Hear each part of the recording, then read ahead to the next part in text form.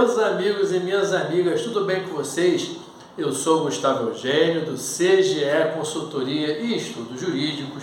E hoje, pessoal, como prometido, eu estou aqui de volta para dar continuidade aos nossos estudos, a nossa série de aulas sobre o auditor fiscal do trabalho na parte de direito do trabalho. É isso aí. Hoje eu vou conversar com vocês sobre interrupção. Vocês devem lembrar que na aula passada eu falei sobre suspensão do contrato de trabalho e, como eu prometi na aula passada, vou conversar com vocês hoje sobre interrupção do contrato de trabalho. Esses dois assuntos que pegam tanto os candidatos do concurso público, candidato do OAB e, por que não, jovens advogadas e advogados que não conseguem perceber essa importante diferença sobre suspensão e interrupção. Mas antes de mais nada, pessoal, eu peço para que vocês acionem o sino de notificações para você continuar recebendo sempre esse conteúdo. Se você já está inscrito no nosso canal, tudo bem, permaneça sempre bem-vindo e nos acompanhe para conhecer esses assuntos de direito do trabalho, processo do trabalho e prática trabalhista. Peço também que vocês dê o like nesse vídeo, que sempre ajuda o nosso canal. Essa divulgação é muito importante e nós dependemos da sua colaboração, do seu like, para mostrar que esse é um conteúdo relevante, pessoal. Peço também que vocês compartilhem esse vídeo, pessoal. Esse compartilhamento que vocês fazem ajudam a outras pessoas a terem acesso ao nosso canal, terem acesso ao direito do trabalho. E como eu tenho percebido nos últimos meses, muitas pessoas têm se inscrito no canal para estudar direito do trabalho para fazer esse concurso. Aí irá ajudar não só o nosso canal, como aquelas pessoas que querem estudar para auditor fiscal do trabalho e os próximos concursos que virão aí. Pessoal, como eu disse para vocês, vocês devem lembrar que a principal característica da suspensão da execução do contrato de trabalho é que na suspensão o empregador ele não paga ao empregado salário ou qualquer outra contraprestação. Por quê? Estarão suspensas as obrigações entre as partes. Agora, ao contrário, quando nós conversamos sobre interrupção da execução do contrato de trabalho, na interrupção, pessoal, a principal característica é simples. Mesmo que se interrompa o trabalho, mesmo que se interrompa a atividade laboral, a empresa, o empregador, continuará pagando ao empregado.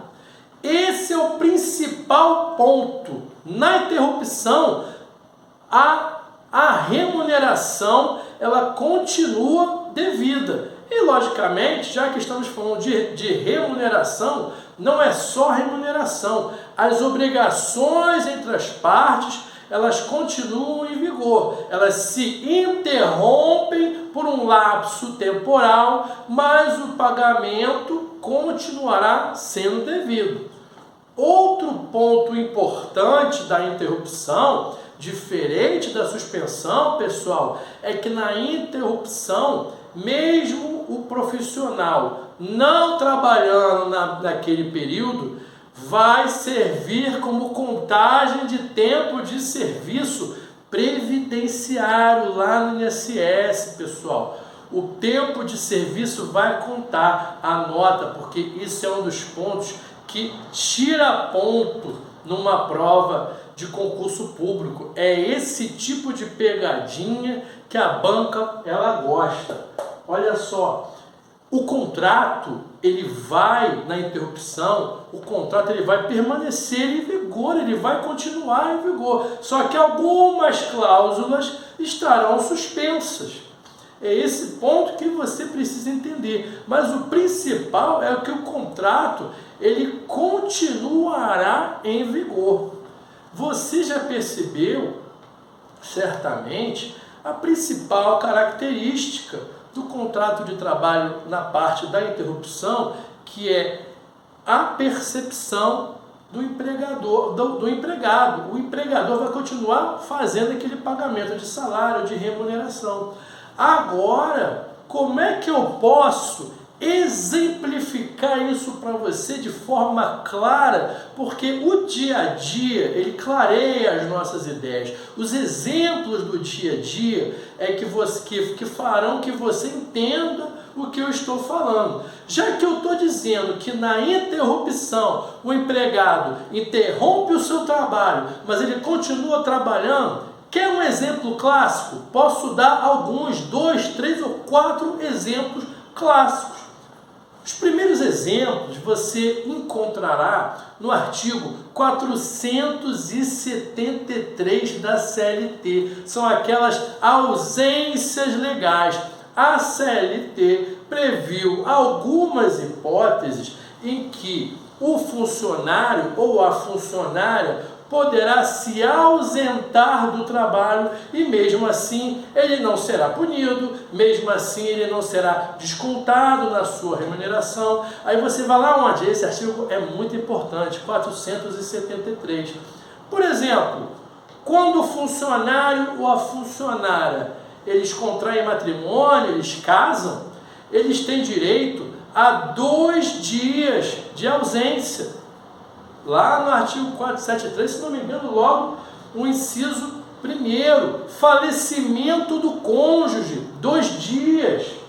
Uma outra possibilidade também, além do falecimento do cônjuge, além do casamento, outra possibilidade é nascimento do filho. No caso do pai, quando o filho falta, o pai também tem direito a se ausentar e ele não será descontado. Esses são exemplos que nós encontramos no dia a dia, ali no artigo 473. Mas você acredita que existem outros exemplos mais na cara que a gente nem percebe? Vou te dar 2 exemplos clássicos, bobos, simples, mas muito importantes para você entender o que é interrupção. O primeiro é férias. Quando o empregado ele goza das férias, ele usufrui das férias, ele está trabalhando?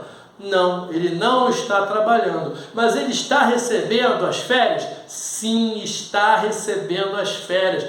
Olha o raciocínio. Ele não trabalha nas férias dele, mas ele recebe as férias. Quer ver um outro exemplo aqui? Domingos e feriados.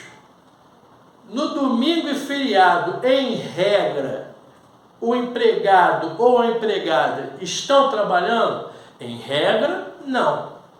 Mas mesmo assim, mesmo ele em casa, ele sofre algum desconto por não ter ido trabalhar no domingo? Ele não sofre desconto, ele vai continuar recebendo aquela remuneração. Por essas e outras razões, tem o descanso semanal remunerado. Ele vai continuar recebendo nas férias, ele vai continuar no feriado, ele vai continuar recebendo no domingo. Aí, caso ele trabalhe no domingo e feriado, aí é outra coisa. Ele vai receber 100% das horas extras. É um outro assunto, mas é bom você também saber também. Vai lá na parte de jornada de trabalho. Quando a gente fala de concurso público, tem que pegar todos os aspectos. E sempre jornada de trabalho é algo a ser estudado. Você vai lá no artigo 58, 59 seguinte e estudar. Mas por enquanto aqui, eu só falei da jornada para você perceber esse detalhe. Mesmo no domingo, mesmo nas férias, ele recebe, ele não está trabalhando. Nesse ponto, o contrato de trabalho está sofrendo essa interrupção da sua execução. Mas ele continua recebendo. No próprio dia a dia da jornada de trabalho, ele, na hora do almoço, o intervalo intra-jornada, é uma espécie de interrupção do contrato de trabalho. Durante aquela hora de almoço, durante aquela hora de intervalo, o contrato está interrompido, mas o empregado está recebendo. Ele não é descontado, só porque ele está tirando aquela hora de almoço, ele não vai ser descontado na sua remuneração. Então, esses exemplos que eu estou falando aqui para vocês são exemplos clássicos. Teria outros. Teria, por exemplo, da CIPA, Comissão Interna de Prevenção de Acidentes. Os membros eleitos da CIPA, que é outro tema que é muito importante nós estudarmos para a prova de concurso público, os membros eleitos da CIPA, quando convocados para atuar em um determinado momento para a CIPA, ele não vai estar atuando no setor dele. Nesse momento, o contrato de trabalho é interrompido, mas ele irá continuar recebendo a sua remuneração. Até porque, inclusive, você deve saber muito bem que os membros eleitos da CIPA gozam de estabilidade provisória. Se eles gozam da estabilidade provisória, que é até mais relevante e mais importante, você acha que nesse momento que ele está saindo, ele vai ser descontado? Não, ele não vai ser. Ele não está atuando naquele setor ali porque ele está exercendo aquele cargo no qual ele foi eleito para atuar naquele momento. O contrato está interrompido, mas ele continua recebendo a sua remuneração normalmente, pessoal. Então, percebam a diferença aqui da interrupção, da suspensão. Esses dois temas eu aconselho a vocês estudarem, porque é sempre um tema que as bancas examinadoras gostam de perguntar, porque sempre gera dúvida. Muitas pessoas se atrapalham na parte de interrupção e suspensão do contrato de trabalho, mas você que já está estudando aqui, você já tem o norte do que você vai estudar e pega as remissões do seu vade-mecum, vai seguindo as súmulas, vai seguindo aquelas remissões dos artigos, de algumas leis específicas, para você acrescentar no seu estudo, porque a banca do concurso, ela vai perguntando um monte de coisa e às vezes a resposta não está nem na cara aqui, ela está naquela remissão, naquele rodapé daquele artigo, e você não vai negligenciar aquele rodapé. Tudo bem, pessoal? Eu espero que vocês tenham gostado dessa aula, gostado desse vídeo. Peço que vocês deem o like, compartilhe esse vídeo com seus amigos, com as suas amigas, e eu desejo a vocês um grande abraço e até a próxima.